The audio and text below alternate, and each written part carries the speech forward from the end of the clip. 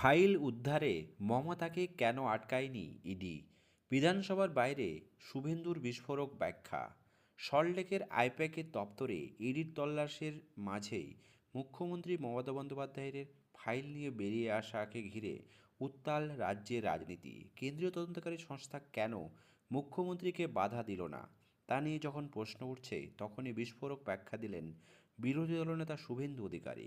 শুক্রবার বিধানসভার বাইরে সংবাদ মাধ্যমের মুখোমুখি হয়ে তিনি সাফ জানান, ইডি বাধা না দিয়ে সঠিক কাজ করেছে, ওটা ছিল পুলিশের গুন্ডামি।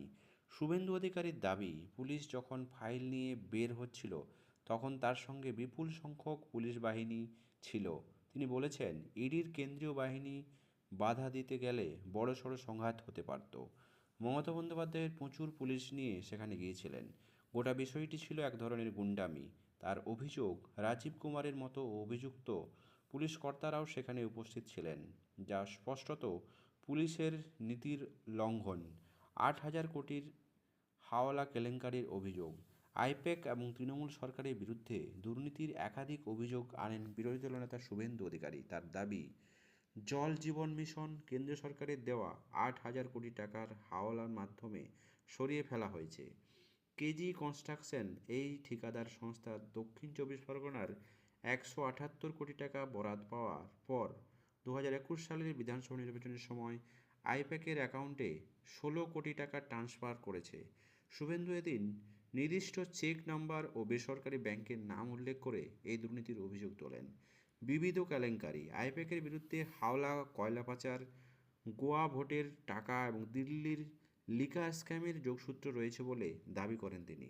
মুখ্যমন্ত্রীর তৎপরতা নিয়ে কটাক্ষ। রাজ্যের বিপর্যয়ের সময় মুখ্যমন্ত্রীর ভূমিকা টেনে শুভেন্দু প্রশ্ন তোলেন, উত্তরবঙ্গে বাঁধ ভেঙে ৫০ জনের মৃত্যুতে মুখ্যমন্ত্রী তড়িঘড়ি যাননি। কার্নিভাল সেরে দুদিন পরে গিয়েছিলেন, কিন্তু আইপ্যাকের অফিসে তল্লাশি শুরু হতেই তিনি দ্রুত কেন পৌঁছে গেলেন? তার মতে, মুখ্যমন্ত্রীর আসল দুর্নীতিগ্রস্তের এবং নথিপত্র বাঁচাতে মরিয়া হয়ে উঠেছিলেন। নজর এখন আদালতের দিকে। বৃহস্পতিবারের আইপ্যাকের প্রধান প্রতীক জৈনের বাড়িতে ইডি হানার সময় মুখ্যমন্ত্রী সেখানে উপস্থিত হন এবং একটি সবুজ রঙের ফাইল নিয়ে বেরিয়ে আসেন। পরে সল্টলেকের অফিসেও যান তিনি।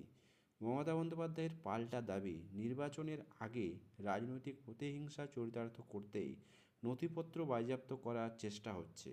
এই পরিস্থিতিতে শুভেন্দু অধিকারী বলেন, রাজ্যের মানুষ সব দেখেছে, এখন নজর আদালতের দিকে। কোর্ট কী সিদ্ধান্ত নেয় এখন সেটার দেখার বিষয়। দর্শক, রাজ্যের রাজনীতিতে যে ঘটনা কিন্তু গতকাল পশ্চিমবঙ্গের মানুষ দেখল, আইপ্যাকের অফিসে যখন ইডির হানা হয়েছে সেই মুহূর্তেই মুখ্যমন্ত্রী সেখান থেকে সেখানকার গুরুত্বপূর্ণ নথি সেই ইডির হাত থেকেই কেড়ে সেটি নিয়ে কিন্তু বেরিয়ে এসেছিলেন। তার সঙ্গে সাহায্য দিয়েছিল রাজ্য পুলিশ। এখন দেখার বিষয়, সেই সমস্ত নথি কতটা গুরুত্বপূর্ণ, যার জন্য একজন মুখ্যমন্ত্রীকে ইডির সাথে লড়াই করে সেই নথিকে বের করে নিয়ে আসা হয়েছে। সেটি কি সত্যিকারের গুরুত্বপূর্ণ কোনো নথি ছিল, নাকি সেটিতে তৃণমূল সরকারের মরণ বাণ লুকিয়ে ছিল? দেখার বিষয় এখন হাইকোর্টের রায়। দর্শক, আপনাদের কি মনে হচ্ছে, এই ফাইলের মধ্যে সত্যিই কি মমতাকে অ্যারেস্ট করার মতো বা মমতাকে ফাঁসানোর মতো কোনো নথি লুকিয়ে ছিল? অবশ্যই আপনাদের মত কমেন্ট বক্সে জানাবেন। চ্যানেল নতুন হলে সাবস্ক্রাইব করে পাশে থাকবেন।